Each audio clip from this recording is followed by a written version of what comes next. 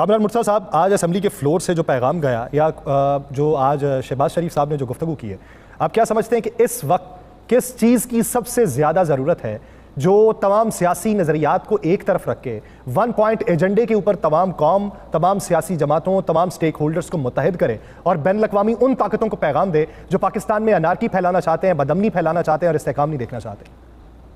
आज शहबाज शरीफ साहब को बातचीत करने के लिए खुद इब्तिदा करनी चाहिए थी तमाम सियासी कुव्वतों के साथ। भले वो उनकी पसंद की हैं, भले उनकी पसंद की नहीं है, या भले किसी के पसंद की हैं या किसी के पसंद की नहीं है, उनको कहना ये चाहिए कि मैं खुद चल के जाऊंगा और हम सब मिल के जो है इस मामले को हल करेंगे। ये किसी एक का मामला नहीं है, किसी एक का मसला नहीं है। इसके लिए सबको मिल के जो है वो कोई ना कोई जो है तरीका कार ढूंढना होगा, और अगर कोई तरीका ना ढूंढ सके तो फिर चीज़ें आपके हाथ से तेजी से निकलती जा रही हैं। आप जो मर्जी कहते रहें, इस वक्त मामला खराब हो रहे हैं और इसका हल जो है वो आपकी सियासी तौर पे जो है ना मामला को दुरुस्त करने में, ना कि इसके लिए जो है ना वो आप असम्बली में लोगों को एक दूसरे को गालियां देते रहें या एक दूसरे पर तनकीद करते रहें और किसी को नीचा दिखाने की कोशिश करते रहें। ये वक्त ताज़ा नहीं है या वैसे भी नहीं होना चाहिए इतने बड़े ऐवानों में, और बेहतर ये है कि आप मिल के बैठें और एक दूसरे के साथ मसाइल हल करें और ये मसला भी हल करें। कामरान साहब, आपने हमेशा हर गुफ्तगू में कहा कि वक्त निकल रहा है और फला फला, आपने हर जगह की निशानदेही की कि यहाँ पर हालात दुरुस्त नहीं है। आपने दोनों सूबों के मुतालिक बहुत सी चीज़ें कही। आज शहबाज शरीफ साहब ने कहा है कि मैं कुल जमाती कॉन्फ्रेंस बुला रहा हूँ। आप समझते हैं कि ये मामला अब है? क्या ये वक्त लेट हो गया है या दुरुस्त वक्त है? क्या इससे पहले ये सब कुछ हो जाना चाहिए था या अब भी होने से ये मसला हल हो जाएगा? ये इससे पहले हो जाना चाहिए था, हमने वक्त निकाल दिया हुआ है, मगर इसके बावजूद भी अच्छी बात है कि वो कुल जमाती कॉन्फ्रेंस बुलवा लें। और अगर फर्ज कर लें कि अगर उस कुल जमाती कॉन्फ्रेंस में कोई पार्टी रजिस्ट करती है कि हम उनकी जो है उसमें नहीं जाते कुल जमाती कॉन्फ्रेंस में, तो इससे बेहतर ये होगा कि कोई इंडिपेंडेंट पार्टी, कोई तीसरी पार्टी बुलवा के सबको एक जगह पे इकट्ठा करे और इस मामले का कोई मुनासिब हल निकाला जाए। और उसके लिए एक और चीज़ जो बहुत ज़रूरी है कि इलेक्शन में हकीकी नुमाइंदे जो है वो इलेक्ट होके आने देने चाहिए, उनका रास्ता नहीं रोकना चाहिए। हुकूमत बनाना उनका हक है जो जिनके पास मैंडेट होता है, ना कि उनका हक है जिनको जो है ताल्लुकात जिनके किसी के साथ अच्छे हो। आप क्या समझते हैं कामरान मुर्तज़ा साहब कि इस वक्त जिस तरीके से आज पैगाम दिया गया, मुस्तकबिल करीब में आपको लग रहा है कि नज़रियात में कोई तब्दीली आएगी, तलखी कोई कम होगी और इस तरफ को तवज्जो देने के लिए सब जो है माइल हो जाएंगे? जो कुछ आज कौमी असम्बली में हुआ वो तो इस बात की निशानदेही नहीं करते हैं, मगर वज़ीर आज़म ने कहा है उनको जो है बेनिफिट ऑफ डाउट देते हैं, उनके ऊपर एतमाद करते हैं, मगर इस एतमाद को एक आध दिन के अंदर नजर भी आना चाहिए। उनको अगर कहीं किसी के पास चल के जाना पड़े तो उससे भी कोई क़यामत नहीं आएगी। मौलाना फजलुर रहमान एक ऐसी शख्सियत है जो तमाम लोगों को इकट्ठे बिठा सकते हैं। आप समझते हैं कि हुकूमत अपनी जगह जो मर्जी करती रहे, मौलाना साहब इस मामले पे सबको इकट्ठा करने की कोशिश करेंगे?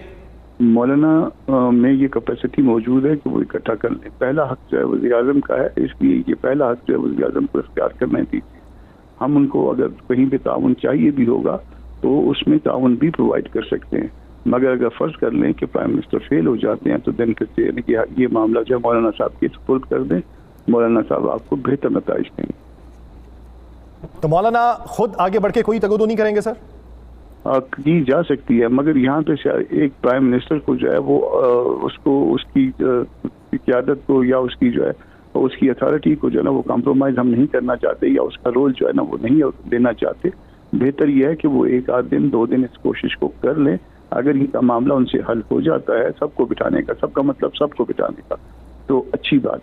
और अगर नहीं होता तो फिर वो खुद जो है ना वो कहें कि मेरी मदद करिए, आप कर लीजिए, हम हाजिर हैं। लेकिन कामरान साहब, माजी करीब के अंदर डायलॉग का सिलसिला तो शुरू हुआ था, उसी डायलॉग के तनाजुर में कौमी धारे में शामिल करने की बातें हुई, बहुत सी प्रेस कॉन्फ्रेंसेज होती रही, क्या वो पॉजिटिव आउटकम था? आपकी पॉलिसियाँ मुस्तकिल नहीं है, आप डंग टपाओ पॉलिसियाँ करते हैं। आपका जो है हर शख्स के साथ जो है ना हर जो हुक्मरान कहें हर ताकतवर शख्स में चले इशारतन कह देता हूँ, उसके साथ आपकी पॉलिसियाँ जो है बदल जाती हैं। जब आप अपनी पॉलिसियाँ जो है इश्खास के ऊपर रखेंगे तो फिर जो है ना मामला हल नहीं होंगे। आप मामले को लाइए पार्लियामान में, डिबेट करिए और पार्लियामान उसकी ओनरशिप ले, फैसले करे, इंडिपेंडेंट फैसले करे और उनको जो है ना उनको इम्प्लीमेंट करवाए।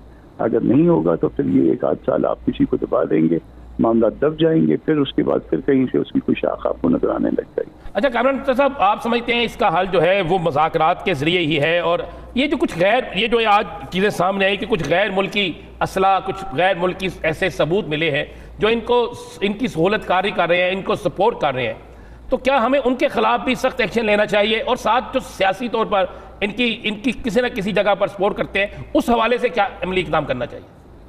देखिए, अगर कोई वाकई हकीकतन में ऐसी बात है, कोई गैर मुल्की सपोर्ट है, तो उसका सबूत सामने लाना चाहिए। मगर बेहतर होगा कि ये सारी बातें पार्लियामान में लाई जाएं। ये गैर मुल्की असला, गैर मुल्की सबूत, इसकी अपनी एक कहानियाँ हैं, इसके अपने एक मामलात हैं। ये ना हो कि उसके बाद हम 2-4 साल बाद इसके ऊपर कोई और जना आप और हम प्रोग्राम कर रहे हैं। तो बेहतर ये है कि हम ऐसा पक्की बात करें जिसको और सच्ची बात करें। अगर पक्की और सच्ची बात होगी तो उसको आवाम की भी सपोर्ट मिलेगी और कल उसमें बरकत भी होगी। अच्छा कामरान साहब, अगर बात की जाए अपोजिशन इत्तेहाद की, तो बातें गर्दिश कर रही हैं कि जमीयत उलमा इस्लाम फे जो है अगले इलेक्शन में सीट एडजस्टमेंट की बात कर रही है। अब ये नैरेटिव बनाया जा रहा है। अब ये आप समझते हैं कि ऐसी डिमांड की गई है या फिर ये इस इत्तेहाद को सबूताज करने के लिए एक और है बात? देखिए, ऐसी बातें की जाती हैं जिसको सुन के भी शर्म आ जाती है। किसी ने कहा कि फंड चाहिए, किसी ने कहा कि आदत चाहिए। बस जिसके मुंह में जो आता है वो कहता जाता है। मेरा जो कुछ भी है वो पाइपलाइन में है और मेरा ख्याल है कि इसमें डेवलपमेंट हो रही है। मुझे इसमें पता है ज़ाती तौर पे कुछ, मगर अभी मैं शेयर नहीं करना चाहता। ये सारी जो है ना जानबूझ के इसको मुख्तलिफ ताकि कहीं सबूताज के मुख्तलिफ मकासद के लिए, मगर ये नीयत, अच्छी नीयत के साथ जो कुछ है वो नहीं होगा। अच्छा कामरान साहब, ईद से पहले एक और बैठक हो रही है जिसमें चीज़ें फाइनल होंगी? नहीं, वो एक आध बहरहाल ऐसी बैठक है जिसको बैठक हो चुकी है, आप इसको कहें, जिस चीज़ें जो ना फर्दर शेयर की हैं मीडिया के साथ शेयर नहीं। अच्छा कामरान साहब, ये जो सिंध वाला मामला है उस पर आसिफ अली जरदारी साहब भी अब बात कर चुके हैं कि ये एकतरफा फैसला जो है वो काबिल कबूल नहीं है। अब उस पर दीगर लोग भी बातें कर रहे हैं। तो क्या समझते हैं कि पहले जो फैसला हुआ था वो क्या नाम है, दो तरफा नहीं था, मजमूई तौर पे नहीं था, एक तरफा ही लागू कर दिया गया? किस चीज़ का एक तरफा फैसला? नहरों के निकालने के हवाले से। नहरों के निकालने के हिसाब से हवाले से कभी भी दो तरफा फैसला नहीं हुआ। ये तो ऐसे मुसल्लत कर दिया गया है और फिर बाद में ये बता दिया गया। इसके ऊपर भी मैंने भी एहतजाज किया था, मैंने भी जो है ना स्पीच की थी। तो क्योंकि हमारा भी जो है ना वो पानी कट लगेगा। देखिए, वो कहते हैं जी हम पंजाब का पानी जो है ना, पंजाब की नहरें बना रहे हैं, पंजाब का पानी देंगे, हमको कोई एतराज़ नहीं है। पंजाब हमारे सर आंखों पे।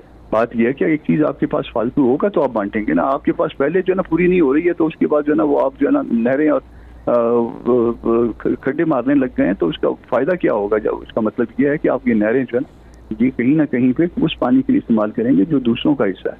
तो अगर फ़र्ज़ करिए कि आप बिल्कुल सच्चे हैं, आप सर आंखों के ऊपर आप सच्चे होंगे, हम आपकी नीयत में शक नहीं करते, मगर जो है ना आप बिठाइए इसके लिए जो फोरम है उसको एक्टिवेट करिए और उसमें फैसला